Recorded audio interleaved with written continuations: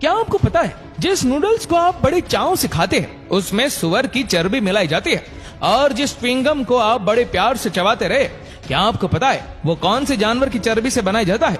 दोस्तों, आज हम आपको जो जानकारी देने वाले हैं उस जानकारी को सुनने के बाद आपके होश पूरी तरह से उड़ जाएंगे। आज हम आपको फैक्ट्री के अंदर सुअर की चर्बी से बनने वाले सभी प्रोडक्ट्स साफ साफ सुअर की चर्बी से बनते दिखाएंगे। दोस्तों, सुअर की चर्बी से बनने वाले ऐसे ऐसे प्रोडक्ट्स हैं जो आज आपकी डेली रूटीन टाइप में शामिल हो चुके हैं, और साथ ही ये भी बताएंगे कि सुअर की चर्बी किस प्रोडक्ट में पाई जाती है और किस प्रोडक्ट में नहीं। इसकी पहचान का तरीका भी बताएंगे। तो इसीलिए दोस्तों, वीडियो को पूरा देखिए और हमारी बहुत मेहनत से तैयार इस वीडियो को शेयर भी जरूर कर दे। तो चलिए देखते हैं कि कैसे सुअर की चर्बी से खाने की चीजें बनाई जाती है। Number 1, noodles making process. दोस्तों, नूडल्स तो बच्चों को खाना बहुत ही ज्यादा पसंद होता है। दोस्तों, आप जो ये नूडल्स या फिर किसी भी तरह का नूडल्स आप अपने बच्चों को खिलाते हो, इन नूडल्स से आपके बच्चे बीमार पड़ सकते हैं, क्योंकि दोस्तों किसी भी नूडल्स में कंपनियां MSG नाम का इंग्रेडिएंट्स मिलाती है। दोस्तों, इस MSG को कंपनियां सुअर की चर्बी से बनाती है। ये MSG इंग्रेडिएंट्स इन नूडल्स में स्वाद को बढ़ाता है। हालांकि दोस्तों, इस MSG इंग्रेडिएंट्स को मक्का, स्टार्च और गन्ने से भी बनाया जा सकता है, लेकिन ये कंपनियां ज्यादा मुनाफा कमाने के लिए मीट इंडस्ट्री से वेस्ट के रूप में आई सुअर की चर्बी का इस्तेमाल करती है। MSG का मतलब होता है मोनोसोडियम ग्लूटामेट। MSG से सरदर्द होना, चक्कर आना, पेट खराब होना या फिर पेट में जलन होना जैसी कई बीमारियां हो सकती है। दोस्तों, इन नूडल्स को फैक्ट्री के अंदर बनाने के लिए सबसे पहले आटा, मैदा, कई तरह के मसाले, कई तरह के केमिकल्स, MSG पाउडर यानी मोनोसोडियम ग्लूटामेट पाउडर और पानी, इन सब चीजों को एक मिक्सचर में डालकर इन सब चीजों को अच्छे से मिक्स किया जाता है और फिर आटे की तरह गूंदा जाता है। फिर इस गूंदे हुए आटे को 2 बेलनाकार रोलर के बीच में से गुजारा जाता है। इससे आटा एक लंबी शीट के जैसा रूप ले लेता है। अब इस आटे की शीट को कहीं और बहुत सारे रोलर के बीच से गुजारा जाता है। इससे आटे की शीट बिल्कुल पतली हो जाती है। अब आखिर में ये मशीन इस आटे की शीट को नूडल्स की शेप में काटती चली जाती है। यह मशीन इन नूडल्स को एक समान शेप में काट देती है। अब इन नूडल्स को ड्रायर में पकाया जाता है।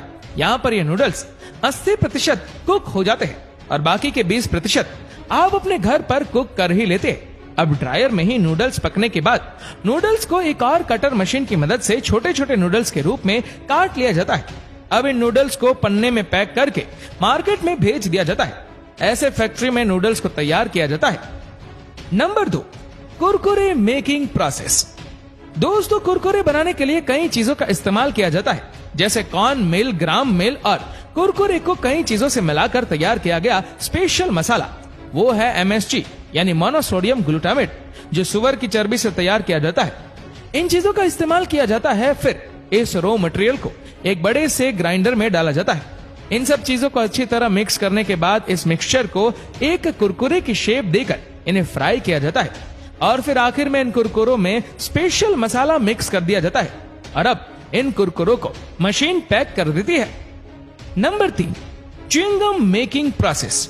दोस्तों, च्युइंगम जैसे प्रोडक्ट्स बनाने के लिए सबसे पहले गम को एक मिक्सचर में डाला जाता है और फिर इसके ऊपर कुछ आर्टिफिशियल कलर, फ्लेवर और सुअर की चर्बी से तैयार MSG यानी मोनोसोडियम ग्लूटामेट, इन सब चीजों को डाला जाता है और फिर यह मशीन इसे मिक्स करना शुरू कर देती है और इसके ऊपर चीनी या शक्कर की चाशनी डाली जाती है ताकि गंध सॉफ्ट और मीठा बन सके।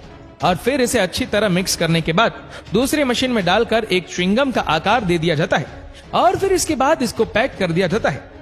Number 4, toffee making process. दोस्तों, टॉफी बनाने के लिए सबसे पहले एक बड़े सारे बर्तन में फ्लेवर, शुगर, MSG यानी मोनोसोडियम ग्लूटामेट, जो सुअर की चर्बी से तैयार किया जाता है, इन सब चीजों को एक बड़े सारे बर्तन में उबाला जाता है और फिर बाद में इसे एक बड़े सारे बर्तन में ठंडा होने के लिए रख दिया जाता है। ठंडा होने के बाद इस मिक्सचर को मशीन में डाल दिया जाता है और फिर यह मशीन इस मिक्सचर को खींचकर एक टॉफी का आकार देकर फटाफट तेजी से टॉफियों को पैक करके बाहर एक कैरेट में डालती रहती है। Number 5, chocolate making process. दोस्तों, आप जो चॉकलेट अपने बच्चों को खिलाते हो, क्या आपको पता है वो चॉकलेट कैसे बनती है? दोस्तों, आपको जरूर पता होना चाहिए कि यह चॉकलेट कैसे बनती है। दोस्तों, चॉकलेट बनाने के लिए सबसे पहले कोकोआ को तोड़कर फैक्ट्री के अंदर लाया जाता है। फिर इसके अंदर से कोकोआ के बीजों को निकाला जाता है। फिर इन कोकोआ बीज को धूप में सुखाया जाता है। फिर इन बीजों को भूना जाता है। इससे इनके अंदर फ्लेवर आता है। फिर इन बीजों को पीस कर इनका पाउडर बनाया जाता है और इस पाउडर को चॉकलेट चिप्स का आकार दिया जाता है। फिर इन चिप्स को पैकेट में भरकर इन्हें अलग अलग कंट्रीज में भेजा जाता है। फिर चॉकलेट बनाने वाली कंपनी में इन कॉन्कवा चिप्स के साथ बटर, शुगर और 3 ऐसे इंग्रेडिएंट्स जो सुअर की चर्बी से बनते हैं, जैसे कि E631, E620 और MSG, इनमें से किसी एक इंग्रेडिएंट्स को मिलाकर इसका एक पेस्ट बना लिया जाता है। इस पेस्ट को 3 मशीन के जरिए पास किया जाता है ताकि चॉकलेट को इसका स्मूथ टेक्सचर मिले। फिर इस लिक्विड चॉकलेट पेस्ट को चॉकलेट के मोल्ड्स में डालकर इन चॉकलेट को फ्रीजर में रख दिया जाता है।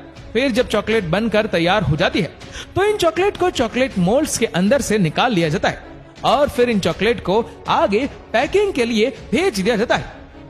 Number 6, sweet making process.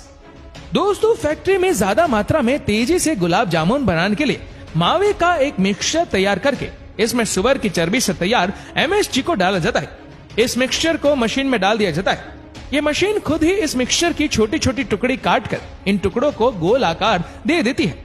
फिर इनको तेल में फ्राई करके चीनी की बनाई गई चाशनी में 2 घंटों तक रखा जाता है और फिर इन गुलाब जामुन को डब्बों में पैक कर दिया जाता है। इस तरीके से फैक्ट्री में मिठाइयां तैयार की जाती है। Number 7, soap making process. दोस्तों, नहाने का साबुन बनाने के लिए सबसे पहले ग्लिसरीन, फैटी एसिड और सुअर की चर्बी से तैयार MSG जैसे ही इंग्रेडिएंट्स को एक साथ मिलाकर इनका एक बारीक पाउडर बना लेते हैं। उसके बाद इस पाउडर को मशीन में डाल देते हैं। फिर बाकी का साबुन बनाने का सारा काम ये मशीन खुद करती है। ये मशीन नहाने का साबुन ऑटोमेटिकली तैयार कच्चे माल के हिसाब से बनाती चली जाती है। Number 8, capsule making process. दोस्तों, जब भी कोई व्यक्ति बीमार होता है तो उस व्यक्ति को डॉक्टर दवाई के रूप में कैप्सूल भी दे देते हैं। दवाई के रूप में लिया जाने वाला कैप्सूल हर व्यक्ति ने खाया होगा। शायद ही कोई ऐसा व्यक्ति हो जिसने कैप्सूल ना खाया हो। लेकिन दोस्तों, आप ये बात जरूर जानकर चौंक जाएंगे कि कैप्सूल को बनाने में सुअर और सांड के मांस का उपयोग किया जाता है। दोस्तों, कैप्सूल का जो कवर होता है वो दिखने में प्लास्टिक का लगता है, लेकिन दोस्तों ये कवर जिलेटिन से बना होता है। जिलेटिन मांसाहार की श्रेणी में आता है। जिलेटिन बनाने का एकमात्र स्रोत जानवरों का मांस ही होता है। इस जिलेटिन को बनाने के लिए सुअर और सांड का इस्तेमाल किया जाता है, जो इन जानवरों के खून और इनकी जोड़ों के अंदर पाए जाने वाले टिश्यू को उबालकर इस जिलेटिन को प्राप्त किया जाता है और ये जिलेटिन बनाने की सारी प्रक्रिया फैक्ट्री के अंदर ही होती है। दोस्तों, कौन सा कैप्सूल जानवरों के मांस से तैयार किया गया है, इसकी पहचान का सबसे सरल तरीका यह है कि जिस कैप्सूल के पैकेट के ऊपर हार्ड जिलेटिन लिखा होता है वो कैप्सूल जानवरों के खून और मांस से तैयार किया गया होता है। दोस्तों, कैप्सूल फैक्ट्री में बनाने के लिए सबसे पहले कंपनियां कैप्सूल के कवर को तैयार करती है। कैप्सूल के कवर को तैयार करने के लिए कंपनियां सबसे पहले जानवरों के खून और जानवरों की हड्डियों के अंदर